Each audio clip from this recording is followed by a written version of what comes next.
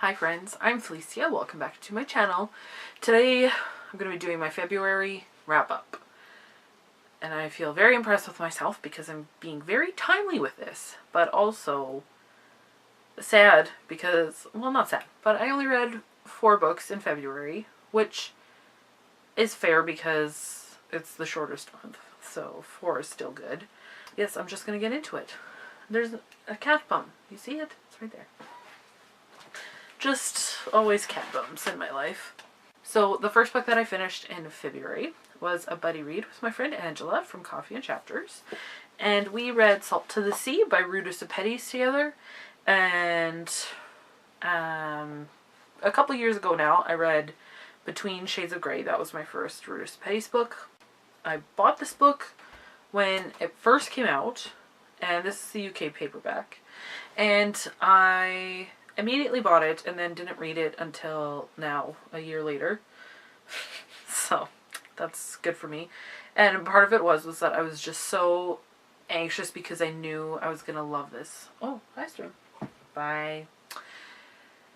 And yeah, so we decided to read it together. And as expected, it broke my heart into a million pieces. Like already at page 20, I was like, can't do this. This is too much. But yeah, Ruta Sepetys is an amazing writer. It's based on a real happening, which was the sinking of the Wilhelm Gustloff, which was one of the biggest marine tragedies ever. 10,000 people were on this ship, and almost all of them died. And yeah, so this follows 4 people that ended up getting on this boat.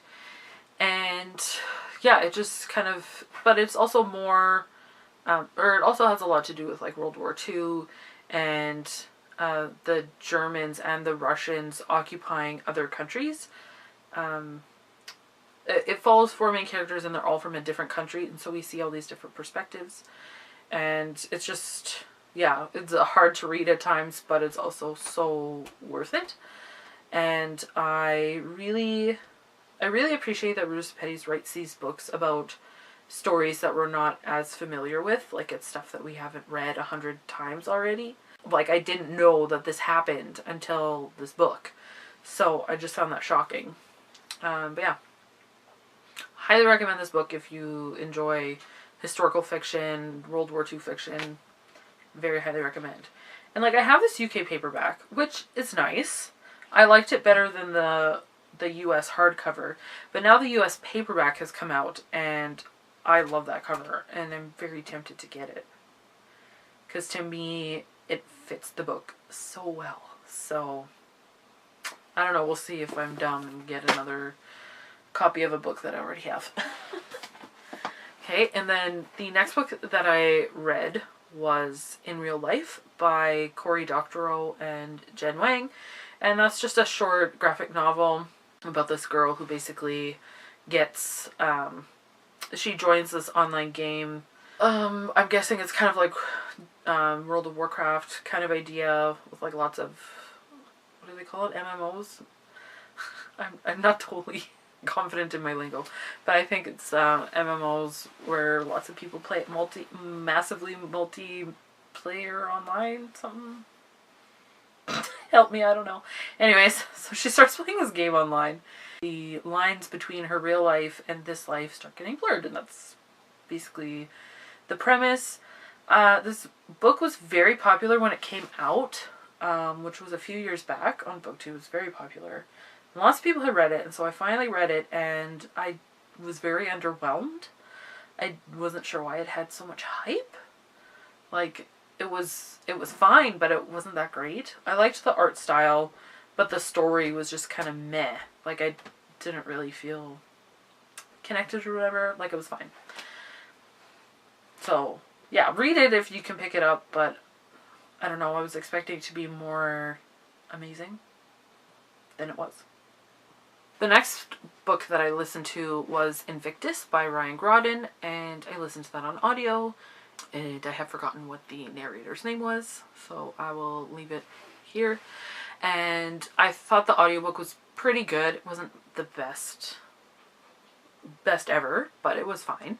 And this is basically a time travel story, and it follows, the main character is a, what is he, like 17, 18, and he was actually born out of time. His mom went into labor when they were jumping from one time period to their natural time, and he was born when they were in that space in between, and so that's interesting. And basically it's a heist book.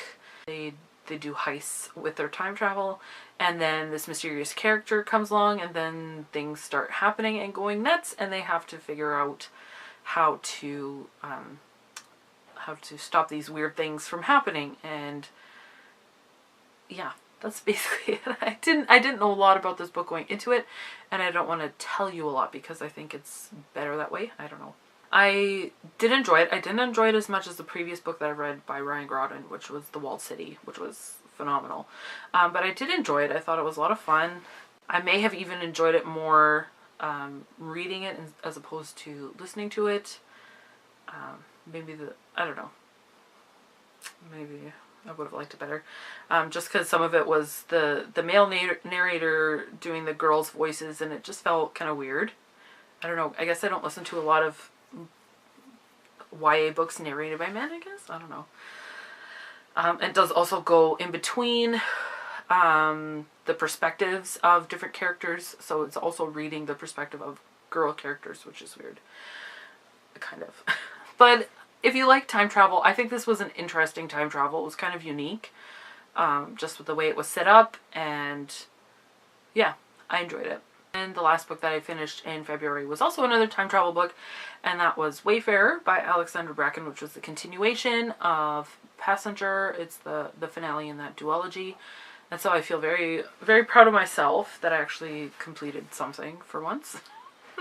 And yeah, that's another time travel YA book. And so it was kind of weird. I've been working on that one since the beginning of the year. And then I just found other books more interesting, and then just was very slowly getting through that one. And so it was kind of weird to go from one time travel to the next, and like the time travel is very different.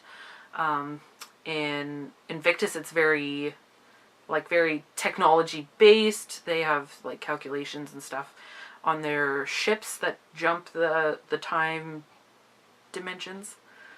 And then in Passenger, it's like natural, like they create these portals that travel from this place this year to this place this year, and like kind of like a maze like that. So it was kind of interesting, just the two different kinds of time travel. I found this story dragged a lot, and that's why it took me a long time to finish it. Just because it felt like we were doing a lot of the same thing over and over as what happened in the first book, and then like it just kept happening in this book too. And I wanted, I don't know, different things to happen. And the two main characters spend most of this book separated, and it takes too long for them to get back together, in my opinion. I don't really have a lot to say about it. It just was kind of a book that I read. I liked the premise. The ending was kind of interesting, but then the epilogue was confusing, and I don't know. I'm finding myself, I really, really liked The Darkest Minds by Alexandra Bracken, but I'm finding myself less and less interested in her writing. So maybe it's just was exactly, I'm growing out of it or something. I don't know. Yeah. So those are the 4 books that I finished in February. I did finish a book on March 2nd, but I will talk about that in my March wrap-up. Like, I read most of it in February. Yeah, and then I'll go through my haul, I guess, because again, I don't have very many books. So I will go find my list. I'm back with my list because I keep all this in a spreadsheet. That's how I know exactly how many books I bought last year. Some people were impressed by that in my goals and review of 2017, 2018 goals words. But yeah, I keep it all in a spreadsheet, which also helps keep me accountable with how many books I buy. So the first book that I got was an audiobook, and I feel very proud of myself for this one because I had an Audible book that I downloaded years ago, like the first one that I got when they started doing the trials, and I never listened to it, and I had no interest in it now. So you can exchange them still if you have a book years later you don't want to listen to, you can exchange it. And so I ended up getting the definitive Sherlock Holmes collection, narrated by Stephen Fry.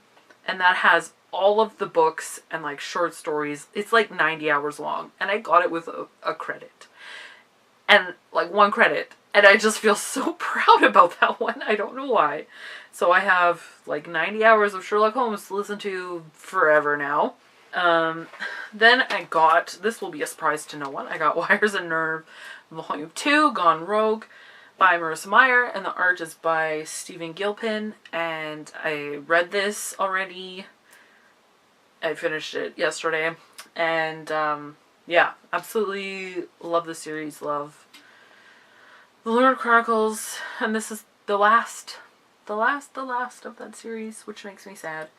But yes, very, very happy to add this to my collection. This is like the only thing I've bought in full price, brand new this year. I don't have it in here, but I bought Steal Like an Artist by Austin Kleon. I think last month I showed you Show Your Work, which is his other book, and I think this was actually his first book. And I bought that for Chris for his birthday, which was at the end of February. And so I'm counting it because I'm going to read it yet too, but it's in the other room and I don't want to go get it. And then my best friend got me 2 books, and I guess you see them here. She actually had these books and then she was just getting rid of them, so she gave them to me. And that is The Little Old Lady Who Broke All the Rules and The Little Old Lady Strikes Again by Katharina Engelman Sundberg. And it's kind of funny because we were together when she bought this book years ago. And just because of the title, like, yes, I'm very interested. The Little Old Lady Who Broke All the Rules. And I think this is just about a lady who is in an old folks home and they are bored and they get into trouble, I think. So I'm excited to read these, but I felt if you're on Instagram at all, you should check out the Unread Shelf Project 2018 hashtag. And it's just like this project to read books off of your shelf. And so I moved 1 physical book off of my unread shelf in February, which is sad. And then I read, and then I added 2. So it's just like, come on, man. So I'm still -1. But yeah. So that's all that I have. My books wrap up and haul for February. If you've read these books, I would love to know your thoughts on them. And if you've heard of these Little Old Lady books, let me know because I have never heard anyone else talk about them. It's just totally a cover buy for my friend. And so, yeah. That's all that I have for today. So I thank you very much for watching. And until next time, so long and thanks for all the fish.